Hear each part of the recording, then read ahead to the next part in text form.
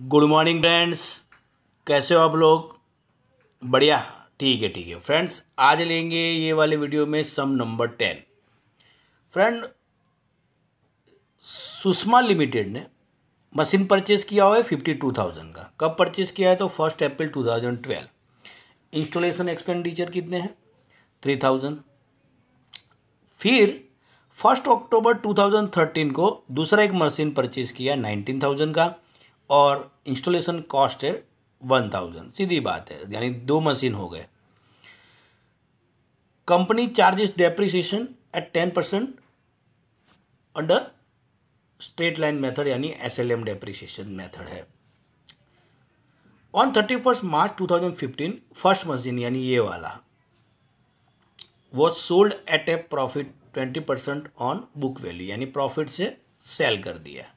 Done, okay.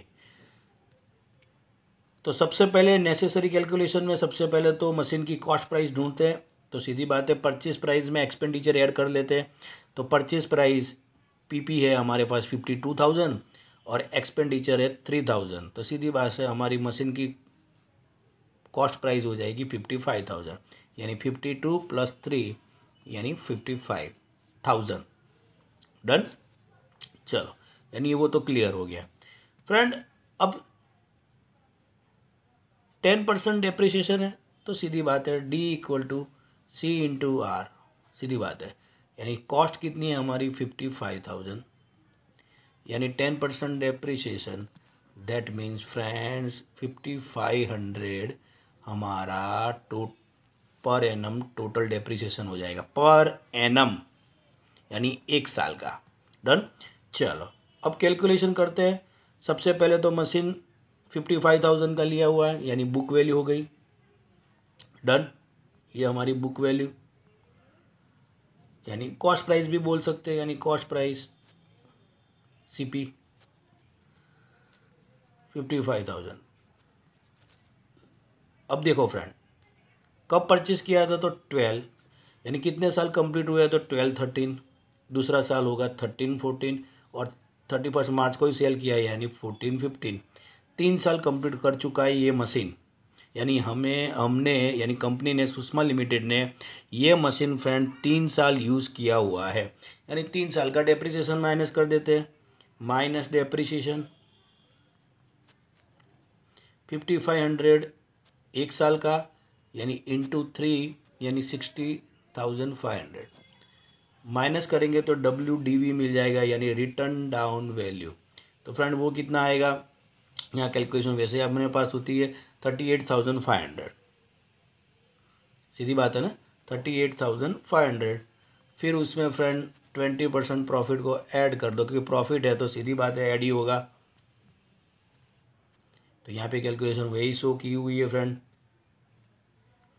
ये रहा profit कितना आएगा 3500 का 20% यानी 7700। फ्रेंड, इसका ही निकालेंगे, इसका ही 20% निकलेगा, यानी प्रॉफिट और लॉस WDV पे ही काउंट होगा। मैंने लास्ट वीडियो में भी एक्सप्लेन किया हुआ था। I am repeating my dear friend, profit हो या लॉस हो फ्रेंड, WDV पे ही काउंट होता है, यानी 7700। तो हमारी SP यानी सेलिंग प्राइस, WDV में प्रॉफिट ऐड करो तो भी सेलिंग प्राइस मिलेगी। WDV में से लॉस माइनस करो, लॉस होगा तो माइनस, पर यहाँ तो प्रॉफिट है तो ऐड होगा फ्रेंड, सीधी बात है। ठीक है, I am repeating my dear friends, profit हो या लॉस, आफ्टर डिडक्टिंग डेप्रिसिएशन यानी रिटर्न डाउन वैल्यू WDV पे ही काउंट होगा। डन, तो सेलिंग प्राइस कितनी होगी फ्रेंड हमारी 46,200। ठीक है, ये हमारी सेलिंग प्राइस हो जाएगी SP, यानी फर्स्ट मशीन की कैलकुलेशन खत्म हो गई फ्रेंड। चलो, सेकंड मशीन कब परचेज किया हुआ है फ्रेंड? 1 अक्टूबर 2013 को। कॉस्ट प्राइस कितनी होगी? तो उसकी परचेज प्राइस कितनी है 19,000, ये रही फ्रेंड।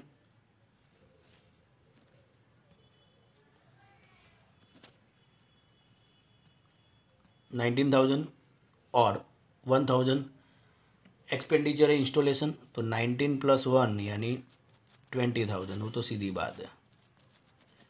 डन, अब मशीन परचेज किया हुआ है 1 अक्टूबर 2000 यानी मिडल ऑफ द ईयर। 1 अक्टूबर 2013, यानी 13-14 में यूज़ करना स्टार्ट करेंगे। डन।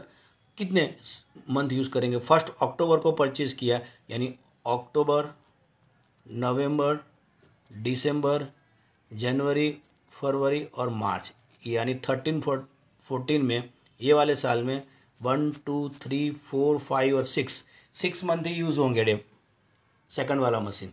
तो सीधी बात है, 20,000 का 10% डेप्रिसिएशन 2,000 होगा, पर वो तो पूरे साल का होगा ना फ्रेंड। पर यहाँ तो 6 मंथ ही यूज़ किए, यानी आधा हो जाएगा। तो पहले साल का डेप्रिसिएशन फ्रेंड 1,000 होगा पहले साल का, फिर 14-15 में तो पूरा आएगा, फिर 2,000 पूरा आएगा। पर जब परचेस किया वो वाले ईयर में 1,000 रुपीज़ ही डेप्रिसिएशन आएगा। Clear friend? चलो, तो सबसे पहले फ्रेंड ले लेते हैं journal. Machine account to bank and cash, यानी पहले साल में तो एक ही मशीन होगा क्योंकि वो तो सेकंड ईयर में आएगा। दूसरा वाला तो फ्रेंड 55 बैंक में और कैश में, यहाँ पे परचेस प्राइस चली जाएगी, यहाँ पे एक्सपेंडिचर चले जाएंगे। डन। ये रहे, वो तो हमें पता ही है फ्रेंड। ये रहे जनरल, तो हमें पता ही है। डेप्रिसिएशन टू मशीन और P&L टू डेप्रिसिएशन, पहला साल तो सीधी बात है 31 मार्च 13 को ही कंप्लीट होगा।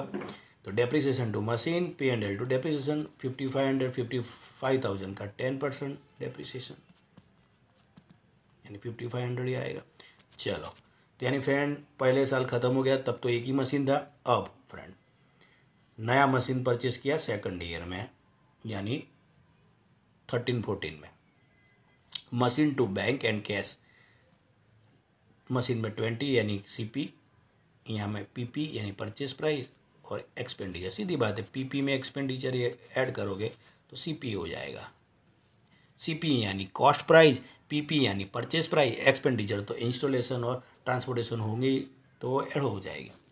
चलो, डेप्रिसिएशन मैंने पहले ही बोला, पहले डेप्रिसिएशन कैसे आए 6,500, ये दोनों मशीन का आ गया फ्रेंड।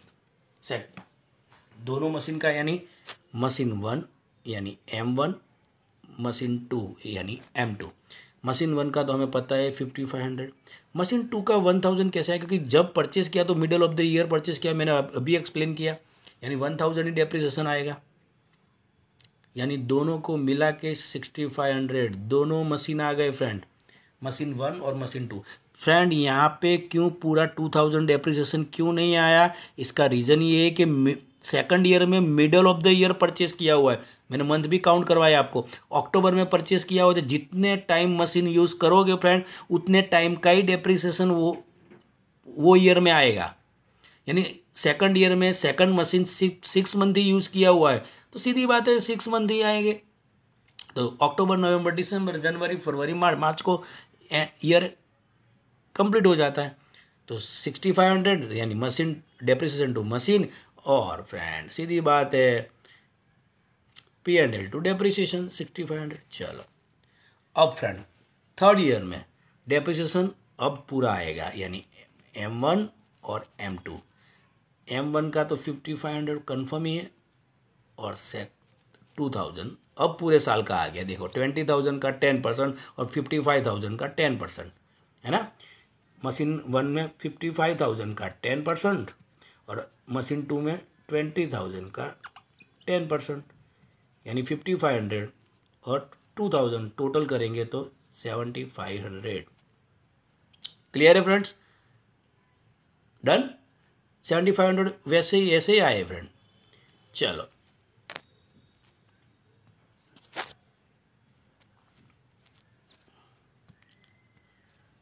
अब वही को डेप्रिसिएशन को P&L में ट्रांसफ़र कर देते हैं। P&L to depreciation 7,500। अब फ्रेंड मशीन को सोल्ड किया, सेलिंग प्राइस वो हमने कैलकुलेट की हुई है फ्रेंड, ये रही selling price. Bank to machine 46,200, ये रही सेलिंग प्राइस। डन। चलो, तो यानी ये सेलिंग प्राइस भी आ गई।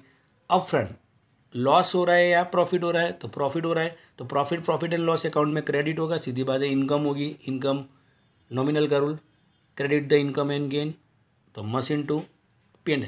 फ्रेंड लॉस होता, मान लो कि यहाँ पे 7700 लॉस होता, तो ये जर्नल रिवर्स हो जाती, P and L account debit to machine हो जाता। पर यहाँ तो फ्रेंड सीधी बात है कि प्रॉफिट है, तो सीधी बात है प्रॉफिट है तो machine to P and L होगा 7700। डन। चलो फ्रेंड पोस्टिंग करते हैं फ्रेंड मशीन अकाउंट में। तो पहले साल तो एक ही मशीन था, उसका डेप्रिसिएशन बैलेंस को आगे किया, दूसरा मशीन यहाँ पे आ गया, जर्नल की पोस्टिंग कर रहे हैं, उस दोनों का डेप्रिसिएशन वो जर्नल जो लिखी हुई उसकी पोस्टिंग करके आगे खींचते जाओ, वही है। क्लोजिंग बैलेंस आएगा आफ्टर कंप्लीटिंग थर्ड ईयर 17,000, क्योंकि मशीन 1 तो कम निकल गया है, मशीन 2 का 17,000 ही बचेगा क्योंकि 20 में परचेस किया।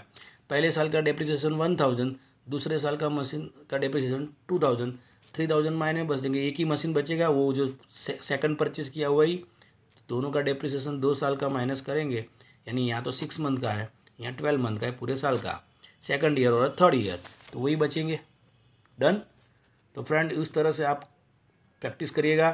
ये वाला सम बहुत ही अच्छा है। डेप्रिसिएशन तो हमें पता है किस तरह से 55, 65 और 75 तीनों के तीनों पी एंड एल में ट्रांसफ़र करेंगे फ्रेंड। डन। यानी ये तो पूरी जर्नल के ही पोस्टिंग है, आप जर्नल को 1 बाय 1 पोस्ट करते जाओ, आपका अकाउंट क्लियर होते जाएगा। कहीं पे भी डाउट है कौन सी अमाउंट कैसे आई फिर से, तो आप मुझे क्वेश्चन कर दीजिएगा, व्हाट्सअप कर दीजिएगा। ठीक है फ्रेंड्स, तो ये वाली वीडियो में इतना ही। Have a good day.